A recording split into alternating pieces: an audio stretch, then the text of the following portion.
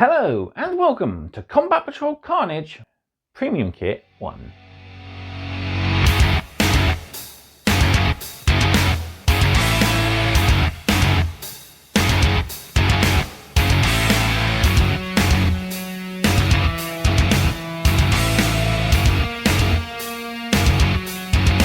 So today we're here to look at the first premium kit.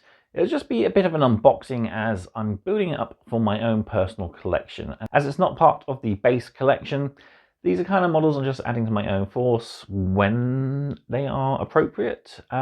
Stuff like the Leagues of Catan, Eldari, etc. I'll be painting it for the magazine because I don't really have a main force. But Tyranids and Space Marines I already have a main force of, and I'm going to be adding the Brutalis Dreadnought to my Crimson Fists. And the Hive Tyrant will be built up as a Swarm Lord to add to my Tyranid Leviathan force. So yeah, we'll head over to the table and have a look at that. Before we do, don't forget to do all the usual. Like the video, subscribe to the channel, drop me a comment down below, and don't forget to share this video around with your Warhammer community. Finally, don't forget to check out warbay.shop, who is the proud sponsor of Combat Patrol Carnage. They have a large selection of new and used models, paint brushes, paint supplies, gaming aids, and they also stock partwork magazines, including Combat Patrol. So check them out. There's a link for them in the video description, and you might find your next hobby project at a bit of a discount. Right, let's head to the table and we'll have a look through this premium kit and the magazine.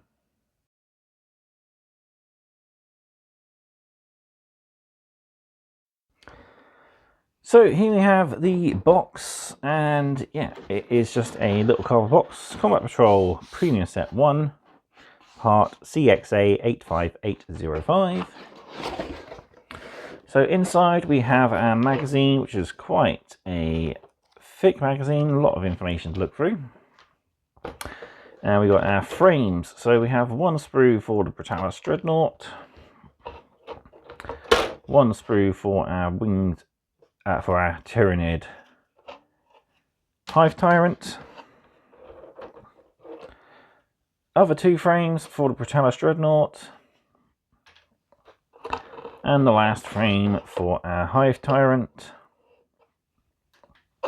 And then we got our bases. So the Hive Tyrant is on the smaller of the two, so you know he's quite a monstrous creature. He's only on a small base.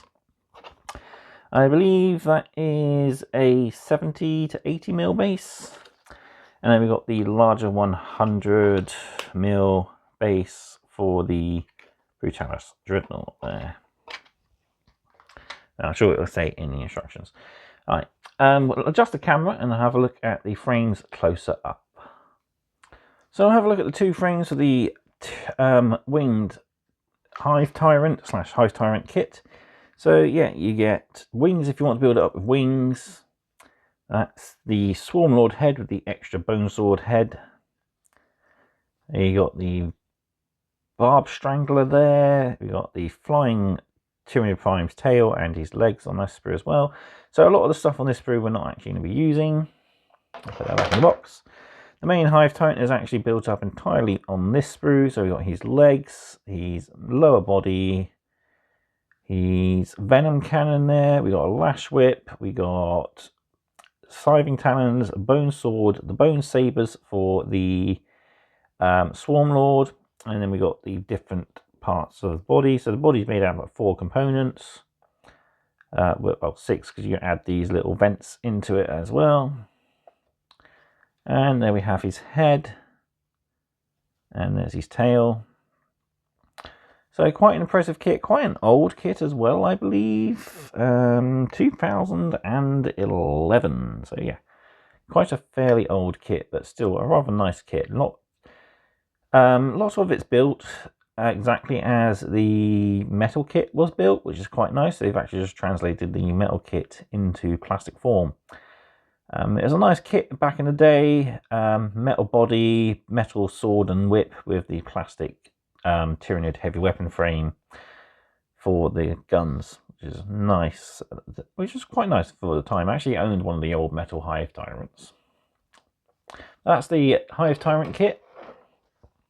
Now we got the 3 frames for the Brutalis Dreadnought. So we got the smaller one here. This is parts of the body. We got part of the lower part of the sarcophagus that attaches to the legs, part of the hips and waist joint there.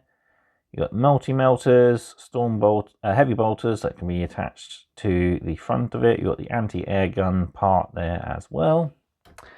And on the other frames, we got the rest of the bits. So we've got different types of claws. You've got the talons or the regular fists. You've got storm bolters, I believe, that can be mounted on top of the fists. Got quite a few purity seals as well, which is nice. Add some extra detail. Bits of pistons. We got the power plant there. A couple of different fronts to add as well. Yeah, it's pretty much a Redemptor Dreadnought, but with 2 fists instead of 1, which is really awesome. So, yeah, there we have that. We'll bring in the magazine now to have a look at. So, here's the magazine. Lovely artwork of the Brutalis Dreadnought and the Hive Tyrant there. So that is Tyranid Codex cover, and I believe that was the box art from... Oh, I can't remember the name. It's the name that it's the box that introduced this, plus the Desolation Marines, plus the multi-part Lieutenant kit. Storm Spear, something like that. Weird little name. I wasn't too interested in it. The only thing I was interested in would have been that and the Lieutenant kit. Wasn't too big fan of the Desolation Marines. So yeah, moving into the collection, into the magazine. So we've got our build guide. So this is a multi-part kit. You are going to need glue and clippers. So yeah, there we have all the different components to build up the Hive Tyrant. So building it up, bog standard, Bonesword Lashwhip and the Heavy Venom Cannon. So we're adding on extra armor plates and extra upgrade bits as well. It doesn't mention about any sub-assemblies at all. I would personally leave the gun arms off so you can reach all the armor plates better. Now for building our Redemptor Dreadnought, we've got lots of different pieces. We've got some moving components. So we are told to build it with the multi-melters, not the heavy bolters. I suppose helps bringing down the Hive Tyrant. So you don't want to glue these down, you want to allow them to swivel up and down. Same for the front of the cockpit here, you don't want that glued in.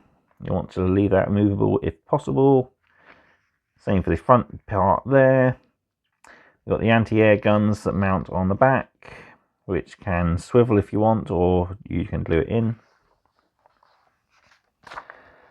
And we've got the hip connections building up again. Lots of do not glue areas, as you want to make sure you pose these correctly. Building up the 2 leg assemblies, building up the feet. Your same as the regular Redemptor Dreadnought, one foot is made up of multiple components while the other foot is a solid piece. And really either foot can go on either side as they are both identical. It's just one's a solid on the foot on the flat, while the other one can be posed to be sort of like mid-stride. Building up the rest of the components, so putting on all the outer armor panels, etc. And there we have the legs all built up, as the magazine wants.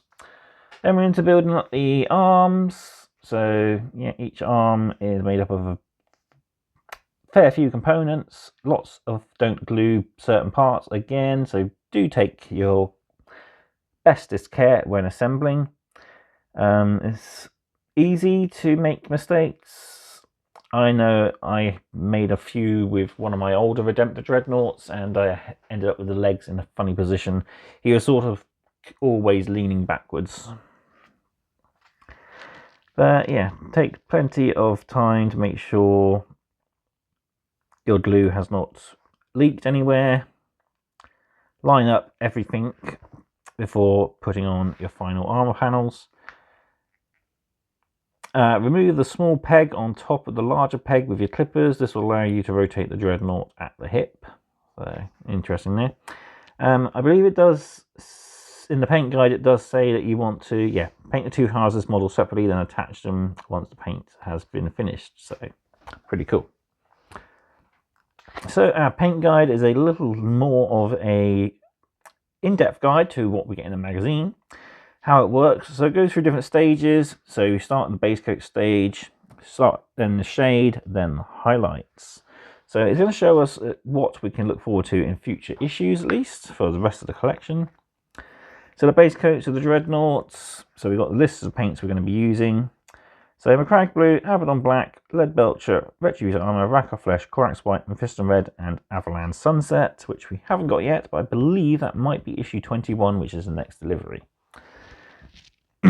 No, 22, sorry. 21 is a Farseer, and Avalanche Sunset, I believe, is the issue after. So painting a lot of the cables, red and yellow. We've got lots of small details and silver details to pick out, so yeah, it's nice to show front and back, really nicely done. Like I said, this guide is quite nice. Showing the sarcophagus and the internal workings there, again, done really nicely. Then we're on to the shading, so how to shade. Non-oil is used on the Macragge Blue, Lead Belcher and Corax White areas. Right and Flesh shade on the Avalanche Sunset and Retributor Armour areas. Agrax Earth shade then is used on Rack of Flesh and Mephiston Red areas.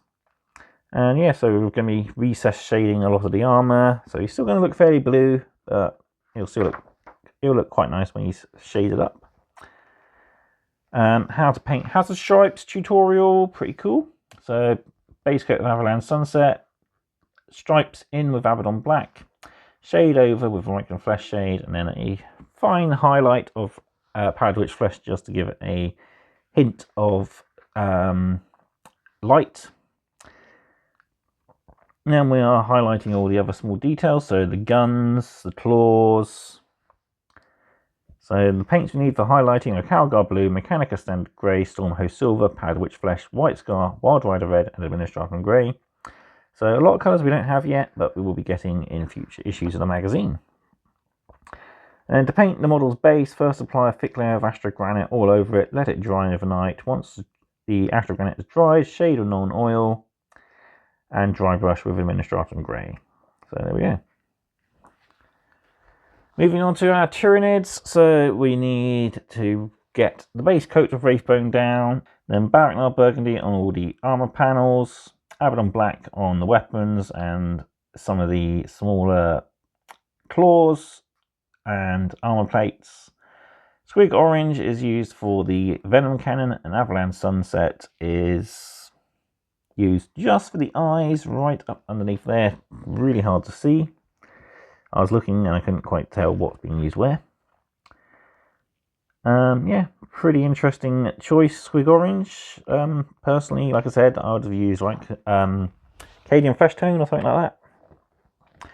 So now we're going into the shades. So Caribou Crimson is used on the Wraithbone and Squig Orange areas, non-oil on the Barracknard Burgundy, and White and Flesh shade on the Avalanche Sunset details. Then we want to relayer all of its skin with Wraithbone, so that's going to be a tutorial for a future issue. But yeah, basically you pick out all of the more raised flat areas with Wraithbone again. Take care not to get any on the Barracknard Burgundy when relayering, so you want to take your time.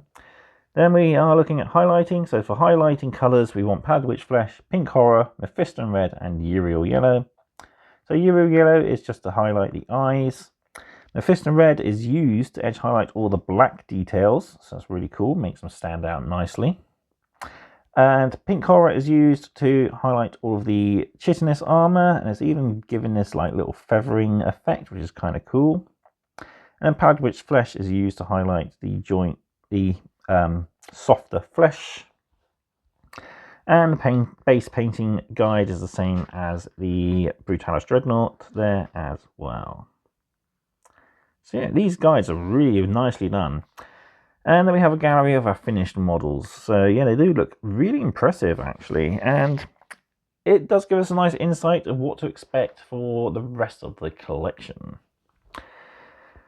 Moving on, then we got our collect articles. So we got a page for the Brutalis Dreadnought. So we are building it.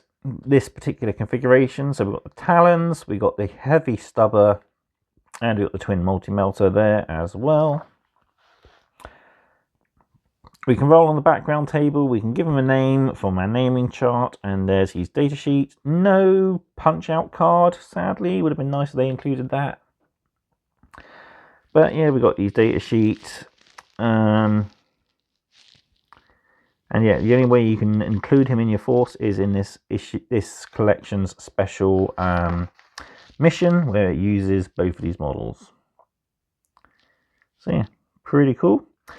The Hive Tyrant then, so he has the monstrous Bonesword, the Lashwhip, and the Heavy Venom Cannon there. Again, you can roll its background and give it a name, and there's its datasheet as well. So pretty awesome. It is a leader creature, can be attached only to Tyrant Guard though. And yeah, like I said, we can only use these models in this special mission, which is Forsworn Fury. So it requires you to have the complete combat patrol, which by the time you finish building up this, the latest delivery 5 of issues 15, 16, 17 and 18, you will have. So yeah, for this mission you need the Captain and Terminator armor, Librarian, 5 Infernus Marines, 5 Terminators, and the Brutalis Dreadnought on the Space Marine side. Tyranids, you want the Winged Prime, 2 units of 10 Termagants, the 3 Von Leapers, the Psychophage. Okay, we are not using the Barb Haunts, interesting. Okay, so we don't need everything. And we need the Hive Tyrant. So setting up the battlefield. So yeah, this could be a single mat. It's kind of hard to tell. But yeah, we do have the sort of sections that a single mat would have. Deploy your armies using the rules found in the mission section. Don't forget to take any relevant enhancements for your army. Also use the rules to determine which player gets first turn. End of the game, each player scores additional points as follows. Tyranid player scores 5 points for every unit destroyed by the Hive Tyrant. Space Marine player 5 points for every unit destroyed by the Brutalis Dreadnought. Primary objective is to take control starting from the second turn. In your command phase, you score 5 points for each objective marker you control to a maximum of 15. So yeah, pretty cool. It's just a kind of a attack and destroy sort of thing. We have predetermined to support attacker and defenders, because we've got Space Marines are red, which are the attackers. Tyranids are the defenders, which are the greens. So yeah, little fun mission that allows you to try out these 2 awesome war machines and, well, monsters. So yeah, there we have it. Right, I'll bring the box back in and give you my final thoughts on this delivery.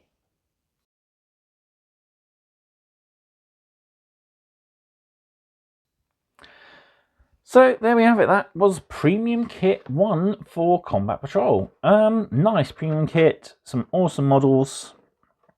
The paint guide is really well done. I can't really fault it. It's quite nice. It's nice they've done it in a different way to a lot of the previous stuff, where they've had the sort of a magazine standard where they show it out in a grid format, with each little window having a text underneath of what they're doing in the stage. It's more well thought out, more explained. It's sort of allowing you to use your own judgment of what needs to be applied where and how much you want to apply. Yeah, really, it is quite a nice paint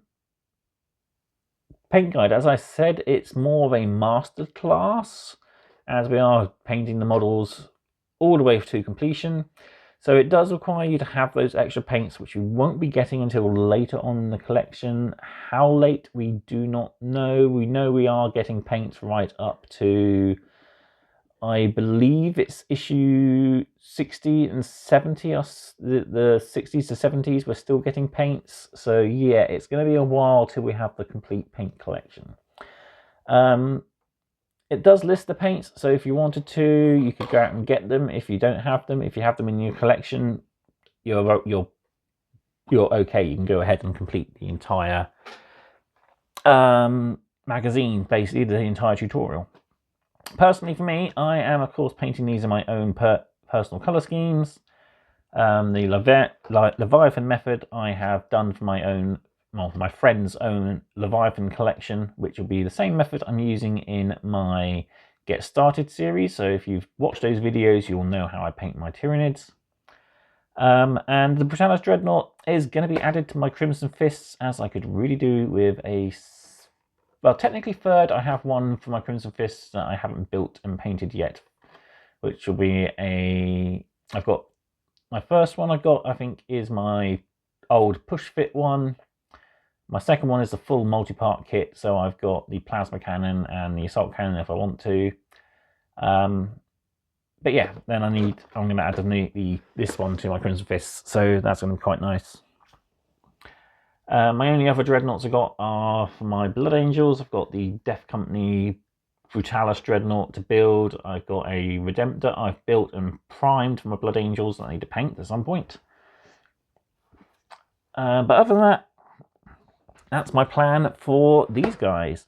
So yeah, I won't be doing a video on the mission.